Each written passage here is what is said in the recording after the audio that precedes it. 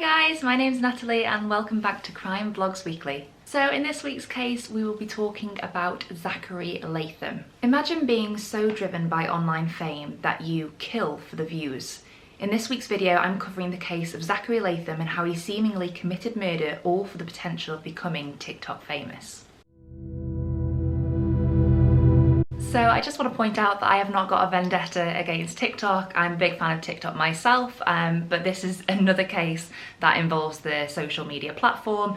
You'll have seen in my first video, if you've not watched it already, the case of Isabella Guzman, and that was partially related to TikTok. So if you want to go check that out, I'll put a little link somewhere in the description or in this video so that you can check that out too. So TikTok is a platform for all ages. It's a very inclusive platform, which I think in relation to other social media platforms, this one really does involve people of all ages, of all backgrounds, and that's a really exciting and fun thing to be a part of. Basically, you post 15 to 60-second clips. People do dances, people show off their talents, people cook, people post funny memes, and whether you're a content creator or simply want to observe, these videos go out to the masses all over the globe. And what that has done has caused a new age of fame for a lot of younger individuals, but also for older generations as well, who have managed to go viral, who have accrued a massive amount of following, just maybe off one video. As a result, these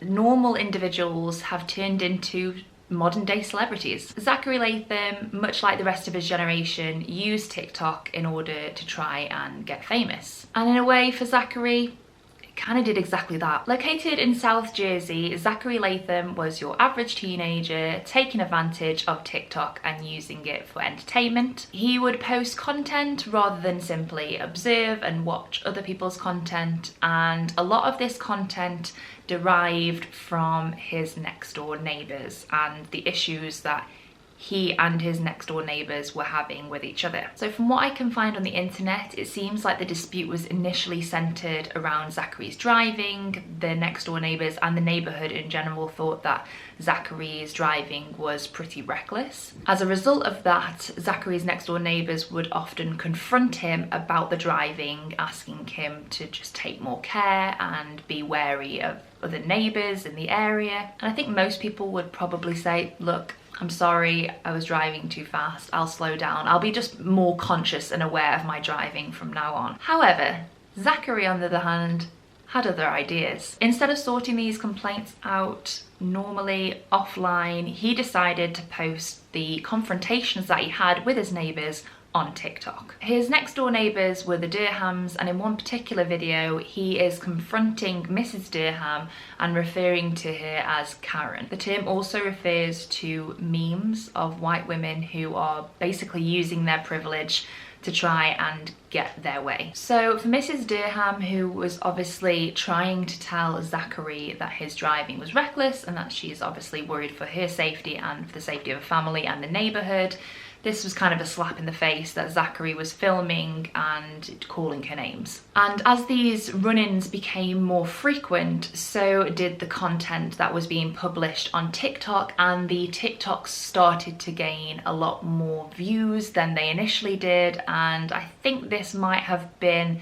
the thing that inspired Zachary to provoke his neighbours to get a reaction so that he could film more videos. Even though his account I think has now been taken down, I think his videos collectively gained over 3 million views, which is a lot of views for just the average person to get on their videos. And when it comes to social media, it can obviously be a wonderful place, but it can also be a very toxic place. And you had people commenting on the videos that Zachary was uploading, encouraging him to do other things to the Durhams to sort of provoke them. This was things like egging their home and even going to the extent of slashing their car tyres. With that being said though, I don't think the Durhams or Zachary's viewers ever thought that it would result in a murder. On May the 4th, the Durhams confronted Zachary over an incident that had happened, I think earlier on in the day, where Zachary nearly knocked over one of the Durham brothers who was on their bike in his pickup truck. It's worth noting that Zachary claims he merely honked his horn rather than swerving into one of the Durham sons. So later in the day, lawyers wrote that Mr. Durham retaliated by driving out his truck onto the street and blocking Zachary's truck. This then led to Mrs. Durham recording the exchange between Zachary and Mr. Durham, and so this video footage showed Miss Durham filming Zachary and Zachary knocking the phone out of Miss Durham's hand. Now, as Zachary went back to his house, his wife had noticed the commotion and had also started recording on her phone. So at this point, the Durham sons had come onto the property of Zachary and his wife, and Zachary had gone back out to confront the sons. Zachary apparently said to the Durham sons that they better back up and that they wouldn't like what is coming out of the house. So according to the footage that Zachary's wife had recorded, you can clearly hear Zachary and his wife telling the Durham sons to get off the property, that they're not welcome on the property. The Durhams weren't in possession of any weapons, but they didn't listen to Zachary and his wife's pleas to get off the property. They instead continued to approach them. This then resulted in Zachary taking a stun gun and a knife. He fired the stun gun and apparently swung the knife at one of the Durham sons. This is where Mr. Durham came over, tried to grab Zachary, and Zachary lashed out, slashing Mr. Durham in the arm, and then they retreated to the garage. And this is where unfortunately things get fatal. So it was a brief but violent attack. Zachary was using the stun gun repeatedly, and he also used the knife to stab Mr. Durham in the armpit, which I think apparently punctured his lung, and this was the fatal wound that unfortunately resulted in Mr. Durham's life. So this is a fairly fresh case, and it means that we've not really had an outcome yet. So the court date is scheduled for May of 2021, and apparently until then Zachary gets to walk around scot-free in public, having killed someone.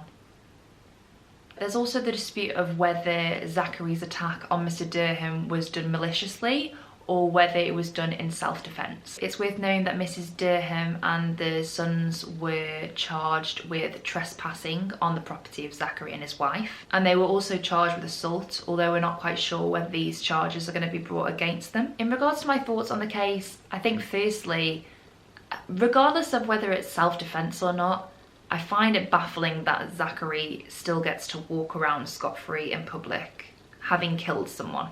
Regardless of whether it was self-defense or not, I would personally consider him to be a danger to society, and he should be held until his court date. It must be also pretty harrowing for the Durham family to know that the killer of their father also walks free. After reviewing all the information, I'm in two minds of whether Zachary intentionally wanted to cause Mr. Durham harm and whether or not it was self-defense. It came out that Zachary's wife said that her and him were recording videos for TikTok in the hopes of getting famous. And neighbourly feuds happen quite frequently, but it seems like this one was fueled a lot more by Zachary's obsession to become famous on this social media platform. Do I think he murdered in self-defense? I'm really not sure, to be honest. I think if someone had come onto my property, I would be fearful, especially if they were coming across aggressively, or you know, they were wanting to fight, or if they had weapons. But in this case, the sons didn't have any weapons on them. Again, when it comes to American law, it's a little bit different to British law, so they have the right to bear arms and I'm sure to defend themselves in their homes as well to a certain extent. But I'm not quite sure what constitutes as being self-defense when you've got one party who apparently don't have any weapons, and then you have another person who comes out with a stun gun and a knife. But maybe Zachary was in fear of his life, maybe he was fearful of his wife's life and therefore needed to defend himself with weapons. In my opinion, I think arguments of this nature bear some responsibility on both parties. If both parties could have come together and resolved this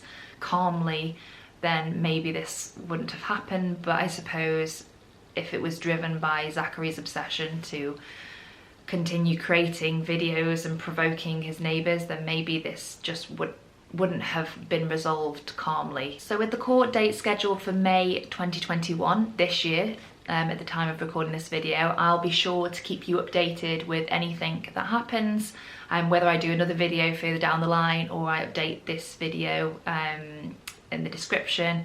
I'll let you guys know. So where do you guys stand on this case? Do you think it was self-defense, or do you think it was cold-blooded murder done for TikTok views? Let me know in the comments below. And if I've missed anything from my research, then do also let me know in the comments too. Make sure you let me know in the comments what cases you want me to cover next. And don't forget to like and subscribe, and make sure you click that bell notification to get informed and notified whenever I post a video. And I'll see you guys next week. Bye.